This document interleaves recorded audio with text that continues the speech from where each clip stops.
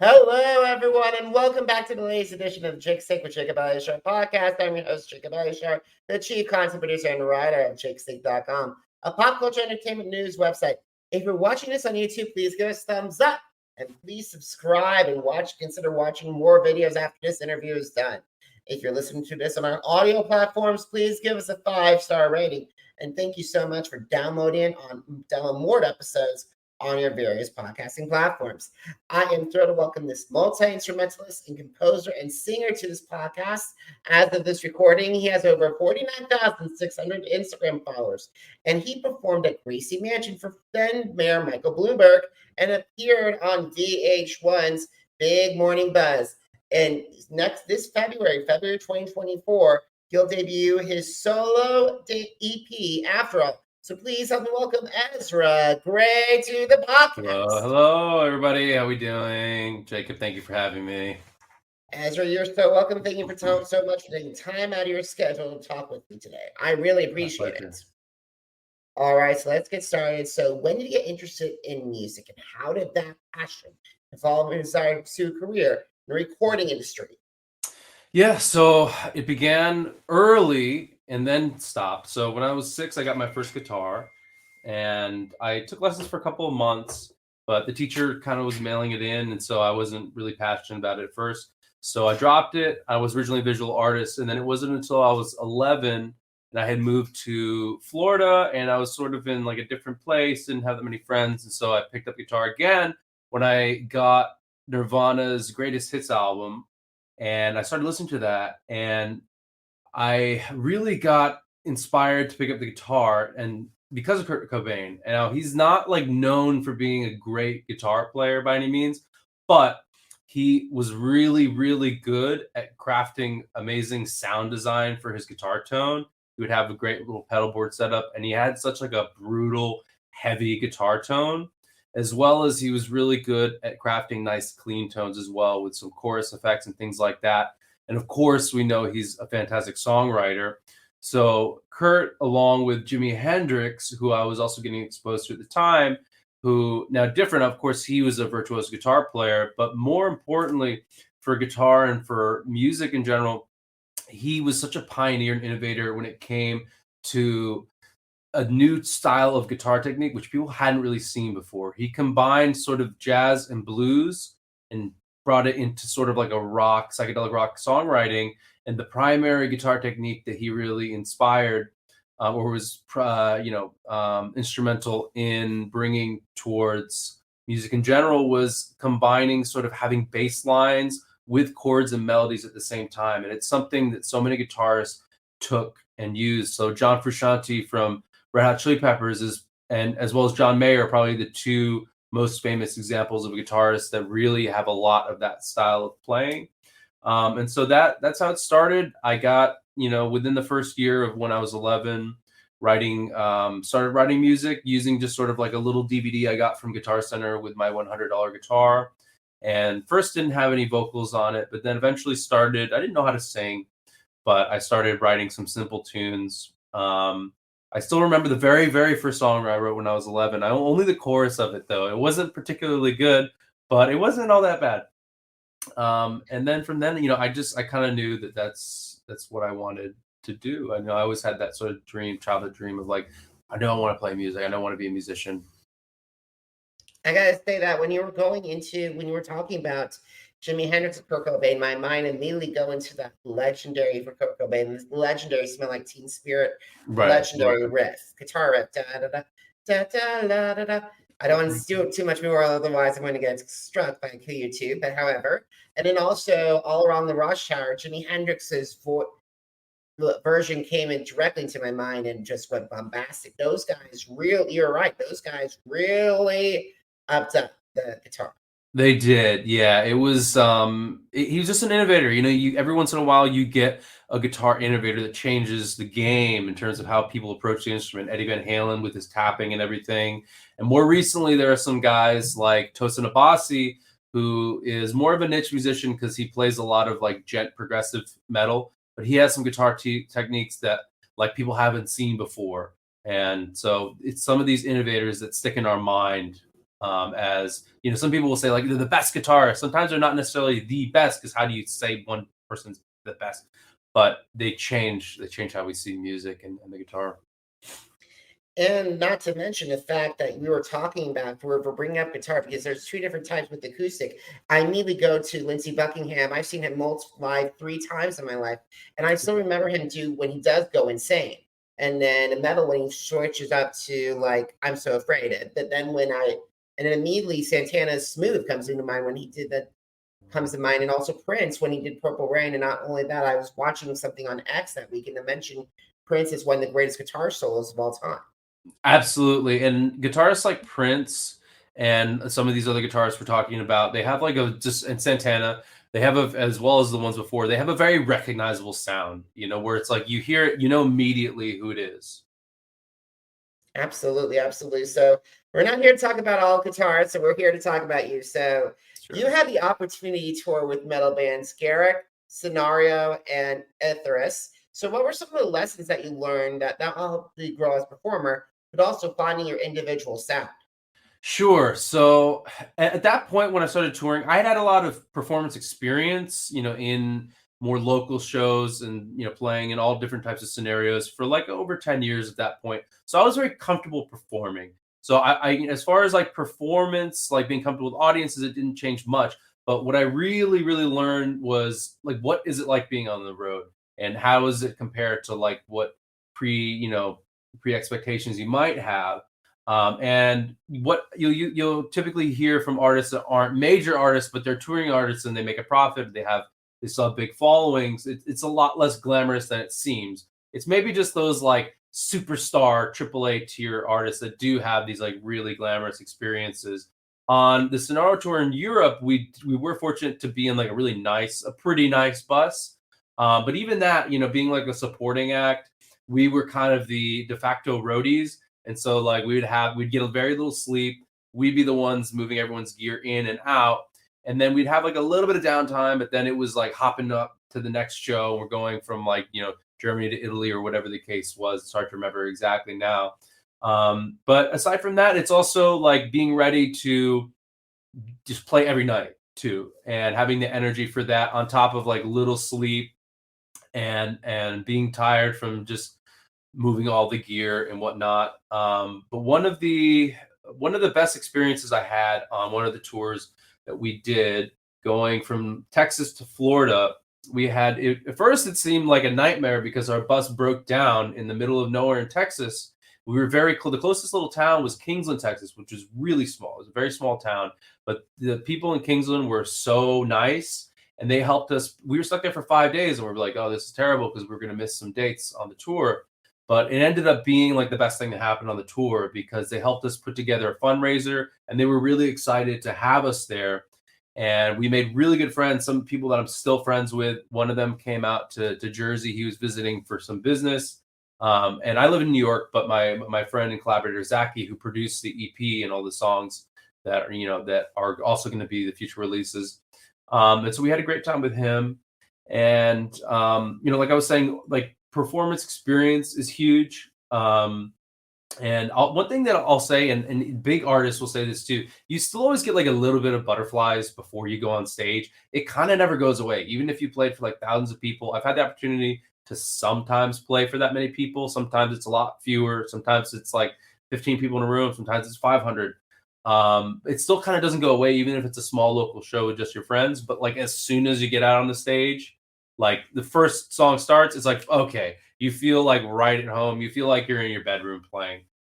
So, I think just those things, performance experience, you get used to it. But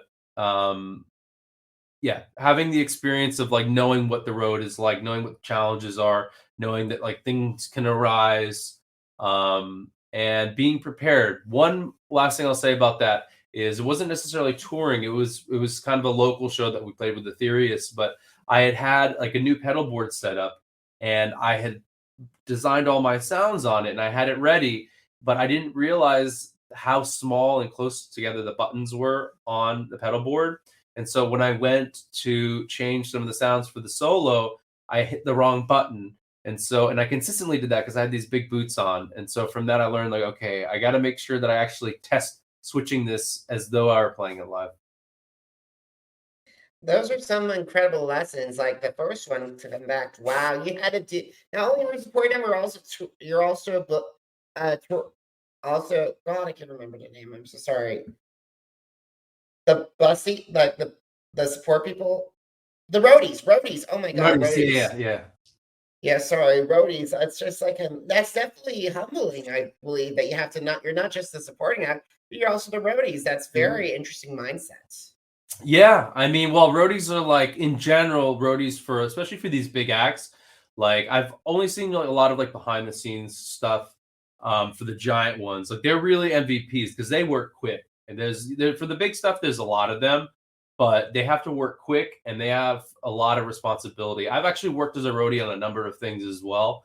And so I understand that experience, and it's a fair amount. It's a fair amount of work. You get sweaty quick, and it's a heck of a workout. As soon as I started working as a roadie for a while, like I dropped like 20 pounds and like without trying, you know what I'm saying? Like I was on a diet too, but it's like you leave the night and you're very tired and ready to sleep. Oh yeah, and not to mention that, however, the Kingsland story in Texas definitely shows the power of the human spirit. No doubt, no doubt. And that left being the defining moment and defining memories of the tour. Like that was that was like the happiest time of the tour, even though we were in what would have been otherwise theoretically like a bad situation. Oh yeah, absolutely about that. So now that you're in the music industry, what are some of the challenges they face staying in it, and how do you overcome those obstacles? So I would say I'm still very much in the process of breaking into it. I've been lucky so far that we're gaining traction on the first single. Obviously, it's the first one, so it's hard to get a lot of people to stay for too long, because when you have like a catalog and there's more to see, people will stick around and listen more. But I would say one of the things I thought about more about this concept is like just adapting to how the industry has changed so much. Anyone that's involved in the music industry in whatever capacity, we know it has been turned upside down and sideways and 360 and 180 and all these different directions. As a 30-year-old currently, like I grew up at a time when the industry was like just exiting its like prior long-standing format of things, where like, okay, you're an artist, you think like you just focus on being an artist, you get in a band, you get out there and play, you try to land a record deal, try to get scouted. And while there was always huge gatekeeping with that, like at least you kind of knew how it worked, and you're like, okay, there's like a system in place for this, and maybe if you do things right and you hopefully put things out of quality, you have a chance of it. And I remember like when streaming like first became a thing and it was starting to take over, and it looked like it wasn't going back with it. My perception was not good. I was like, oh no, this is like doom and gloom for the future because with the streaming royalties. But in the last like 5 years, it shifted a lot, as I've seen a lot of people explaining, industry people explaining on it. But then my own experience, like the biggest shift is that the pool. One negative is that the pool is like really oversaturated because anyone can put music out, and with social media and how now we're like instant gratification, we're just like swiping all the time. It's hard to keep attention. But on the other hand, anyone has access to it, and if you're able to learn how to play your cards right and how to put it out and be patient with it, and you have an opportunity, so you can really DIY yourself. One downside is that you have to kind of wear like 20 hats at once now as an artist. But if you're able to have the resources to outsource it, certain aspects of it, certain aspects of things to different people, or be lucky enough to have some people who have done it themselves to varying degrees of success to get advice from, which I've been very lucky to. I've had a few friends that are established artists, independent artists, that have been able to figure it out and do it themselves over several years, that I've been able to get some really good advice from. So I'm trying to replicate that and then avoid certain mistakes that either they tell me about or that I've seen myself. Those are all really good answers. I gotta say that it's very interesting the way, at least especially after COVID. I think COVID reset everything. Oh yeah. And I gotta say that it's very interesting, like the way that concerts are. Like I just been like this year alone, I only went to Bruce Springsteen and Ed Sheeran. like Mm-hmm. this year. Like, and I go to concerts, but it's like now I'm like very picky and just very picky. Yeah. It's very interesting. All righty, so let's talk about. I gotta say, I love Into the Sun. It was Thank you. it was fabulous. Thank and you. I was re-listening to that song before we got on our call. So, can you please share the story behind Into the Sun? Yeah, so it's kind of a different story. So I wrote this song when I was 15. It's the only song on this EP that isn't from the last like year and change, like year and a half.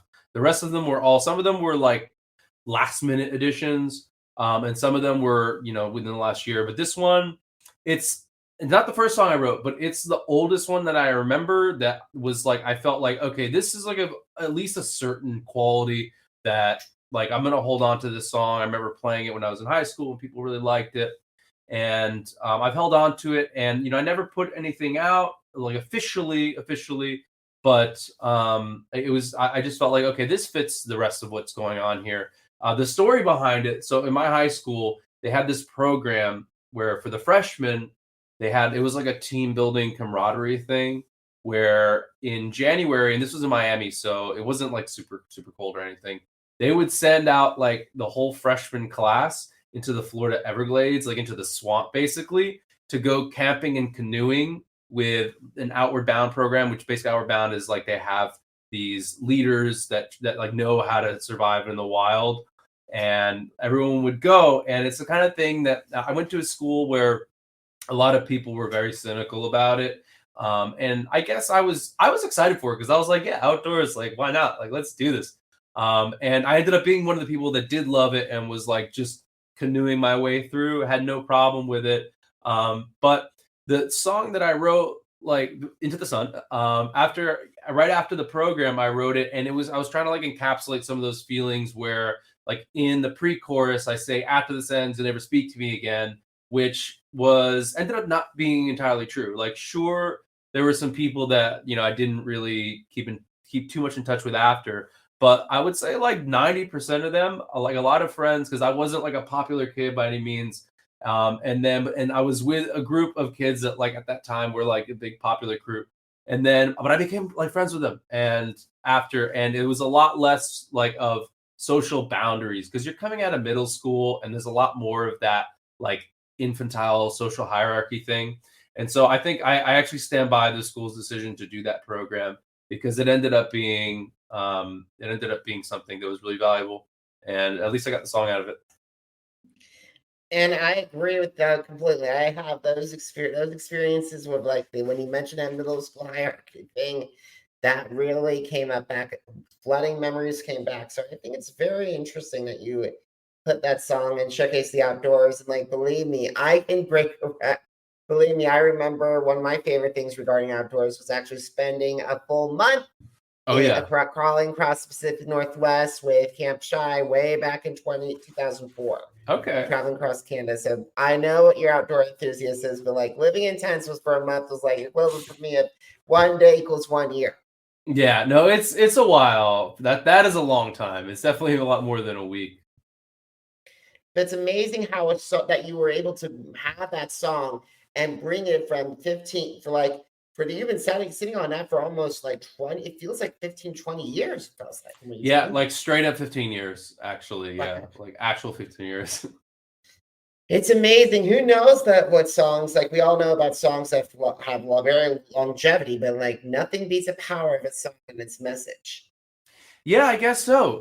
Hopefully people feel that it's, everyone, I think any artist would love to have a song that people could call timeless. I'm not saying that it's that, but at least it's the kind of thing where it still feels to me and to, I guess, people who are liking it, that it could have been released now or it could have been released then. Absolutely. So in February 2024, you released Afterall. So what have been some of the favorite memories recording this album? And why decide that now is the time to release your own music? Sure. So, I mean, I'll start first by just talking about like a little bit about the process and then get into the memories. So obviously the EP is the process of several years because leading up, I was working with a lot of different artists and sort of trying to learn from them. And of course, Into the Sun is a 15-year-old song. But in the last year and a half is when I made a decision, because I was like, okay, I had put out like testing some small songs that I didn't really care too much about under like a moniker, so I could teach myself like, how does streaming work? How does like promoting stuff work? How does Spotify algorithm stuff work? And then, but I sat down with my friend Zaki Ali, who plays drums in Etherius with me currently. We're both still in that band, and we were in Sinaro together, and we became really good friends. And I knew he was also a really good engineer and mixer and master of songs. And, you know, I had been around his studio when he was working with other people, and I knew a lot of other people that he worked with. And so I came to him and I was like, hey, I just want to start recording like a catalog of my music.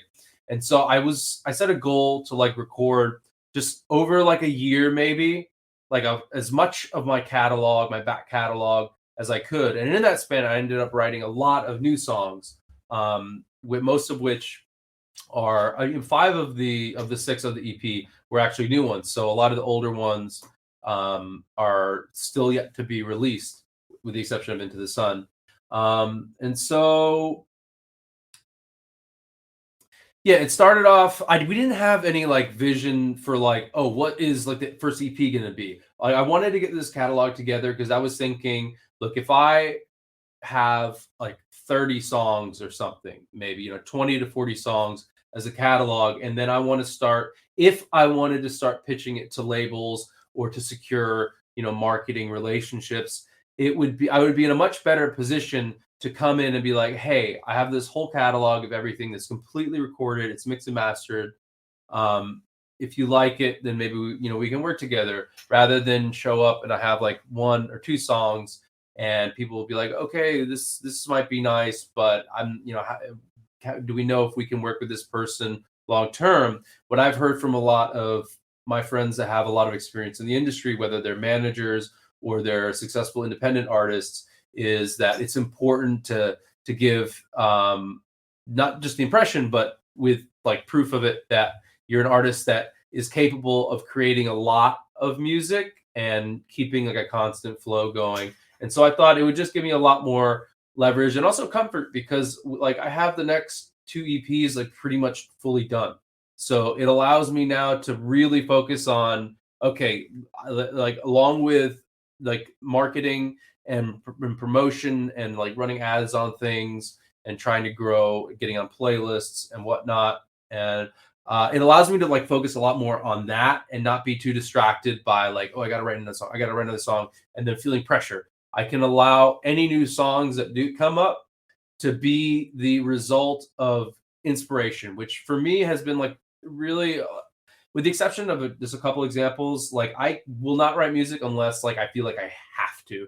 Like if I'm dealing with something emotional, whether it's like a romantic situation, which tends to be the reason I write songs, or if it just tends to be like loss, like personal loss or anything. Most of the music I write is like a form of self-therapy. And so as far as like memories go, though, it was a huge advantage having Zaki. So his name is Zaki Ali. He's a really, really good multi-instrumentalist, plays a lot of things. He played drums on all the songs. And of course, he co-produced, and then he mixed and engineered and mastered the album, the EP.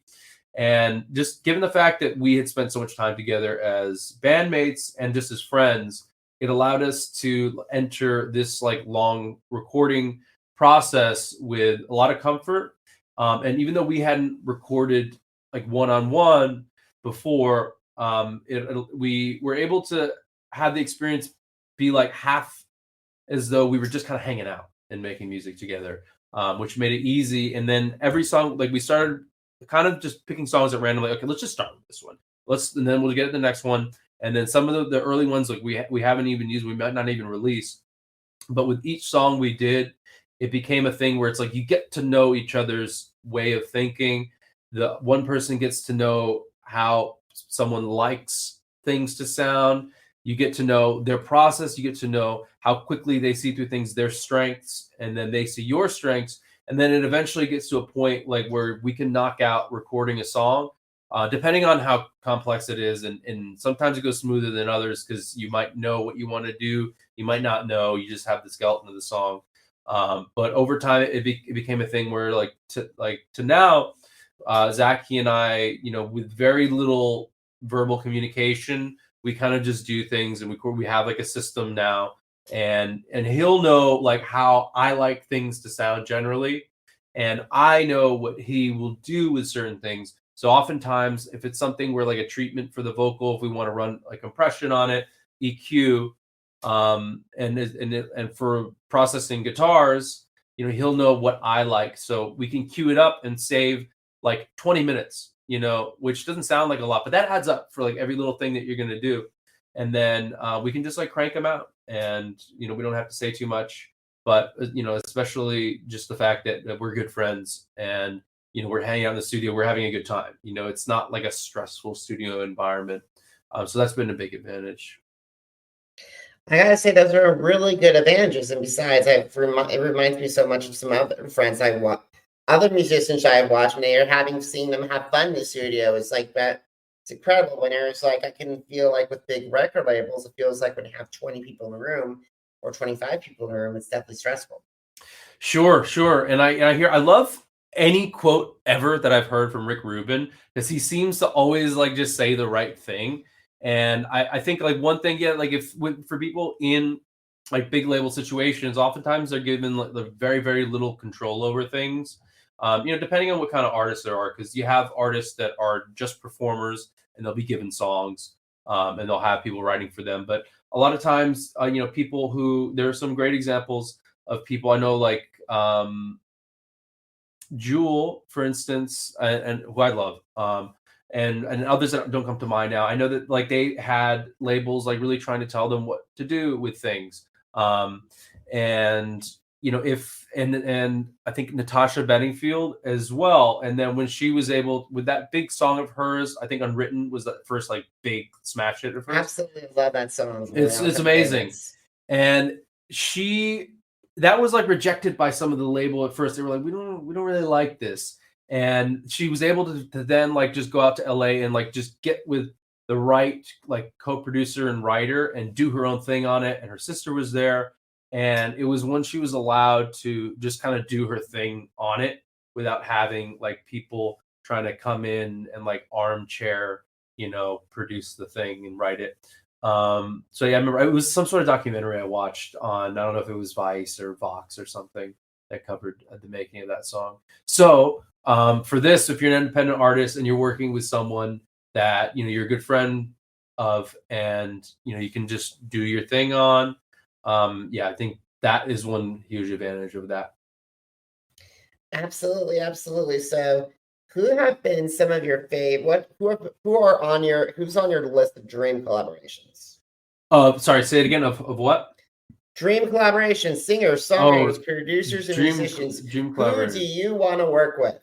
That's a good question. Put me on the spot on that. Well, I really have always loved Dave Matthews. I really, really love him. And actually, he's another great example of a really like suspiciously good guitar player when it comes to acoustic guitar players, because his guitar parts don't sound like they're particularly difficult.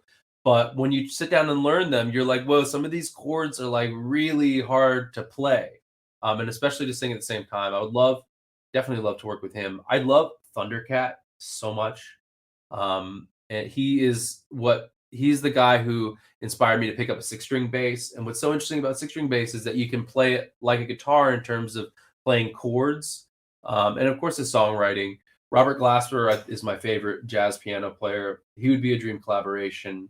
And another artist is a local indie Brooklyn artist named Katie Glasgow. She has a band called Sally Hatchet right now. I just love her songwriting. It's really, really in like a similar style to mine, with its own kind of obviously its own spin on it. And she's a female vocalist, but she's an incredible songwriter. I really highly recommend anyone check out Katie Glasgow. She has this really nice, like slightly reminiscent of like the late 90s or mid 90s, but it has like a fresh sound. So I definitely would love to collaborate with her. But yeah, as far as like the big collaborators, if Chris Cornell was still around, and I would have to pass off the vocal duties to him, of course, because no one can really hang as a vocalist with Chris Cornell, except for Eddie Vedder, Temple of the Dog, of course, and some plenty of other people. But yeah, I'd say those two. Really good answer. So Second to last question. Where social media, so 49,000 Instagram followers, which I gotta say, bravo. No, So what have been some of the methods that you've used to increase your followership on that platform?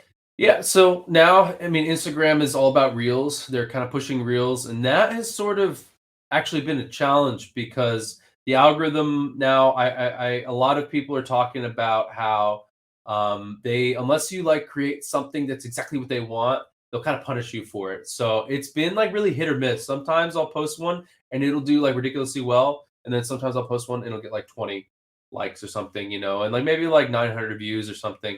But early on, it was mostly posting guitar videos, and it's not something I'm doing as much of lately because I want to focus on like the singer-songwriter thing. That was one thing. Running ads is effective, and it's the same thing as with driving traffic to Spotify. It is supposedly what I've heard from a lot of people who are watching the kind of trends and statistics in the industry, that the level of engagement you get in terms of people actually going to your song and saving it is a lot higher running targeted ads as opposed to having just a lot of playlist placement. You do want to have playlist placement as well. One thing I noticed though, and a lot of people that I've talked to as well, who were having a lot of success on Instagram, because most of my following was built up earlier. And it would get pushed out a lot more. And then after you reach a certain threshold, Instagram then starts like being a little bit more selective. But yeah, early on it was guitar stuff. And I think because I was playing in so many metal bands and playing a lot of just like shreddy guitar stuff, it was kind of what captivated that audience initially. And so I do want to still serve that audience. So I need to start putting that kind of stuff out more. But right now, since I am trying to promote this EP and shift to being a singer-songwriter, I've been mostly putting out that kind of content. Awesome. So last question, are you ready? Yep. Where can I find your music, Ezra, and where can I connect with you on social? Yes. So you can find my music on every distributor, right? Every marketplace, I don't know what you call it. So Spotify, and Apple and Deezer and Tidal and all of these. And of course, my name is Ezra Grey. As you can see, I don't know if they see it on the screen, but it's EZRAGREY. On Instagram, you can find me at Ezra Grey, just one word. I got lucky with that handle. I didn't get as lucky on the other ones. On Facebook, it's Ezra Grey Official. On YouTube, it's Ezra Grey Music. On TikTok, which I'm still trying to grow, it's Ezra Grey Music. Wonderful. So guys, haven't missed an episode of the Jake's Take with Jacob Elyachar Podcast. Well, visit our channels on Apple Podcasts, iHeartRadio, Podchaser, Spotify, and Spreaker. Jake's Take with Jacob Elyachar, JACOBELYACHAR. Now, are you on social media? Because I'm on social media too. Facebook, Instagram, Threads, TikTok, Twitter, and YouTube. Jacob Elyachar, JACOBELYACHAR. And if you want to find out more information about my take on new music, including my thoughts on Edward's new single, my thoughts on what's going on with The Masked Singer Season 10, and what I thought about AGT, visit jakes-shake.com. Once again, jakes-shake.com. Ezra, thank you so much for taking time out of your schedule for talking to me today. I really appreciate it. Thank you so much, Jake. And I cannot wait to listen to that EP in February. So, guys, thank you so much for your watching. Thank you so much for listening. Until next time, have a great one, everybody. Goodbye.